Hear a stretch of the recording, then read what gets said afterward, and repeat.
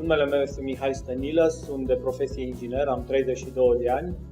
M-am mutat de câțiva ani în Arad și acum 10 ani aproximativ mi-am dorit foarte mult să fac schimbări în viața mea. M-am săturat de statutul de simplu angajat. Deși a durat, la început a trebuit să învăț în primul rând să schimb mentalitatea, însă pas cu pas am început să mă apropii din ce în ce mai mult de o gândire care să mă conducă către un viitor condus de mine. Și la un moment dat am ajuns să dau și peste o oportunitate, părea atunci. By Express am ales să încep acest business, am ales să promovez business-ul ăsta în România în momentul în care nu era nimeni care să facă asta și deși la început era un simplu mod de a face bani, am ajuns să fac foarte multe schimbări în viața mea. În primul rând pentru că mi-am dat seama că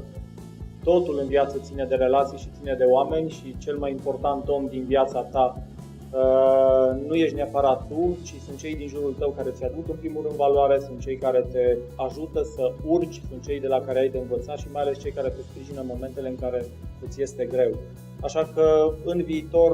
eu personal mă văd în continuare făcând ceea ce fac și astăzi, și anume lucrând cu oameni, învățând oameni, ajutând oamenii să facă ceva în primul rând și mai ales, mai mult de atât, cred că totul s-a transformat într-o misiune personală, pentru că cu toții visăm o viață mai bună, cu toții visăm schimbare, cu toții facem parte dintr-o generație revoluționară și astăzi cred că fiecare dintre noi putem pune umărul și putem ajuta oamenii, în primul rând, să facă o schimbare de gândire, ca apoi pas cu pas să construim viitorii lideri care să conducă această țară și mai ales care să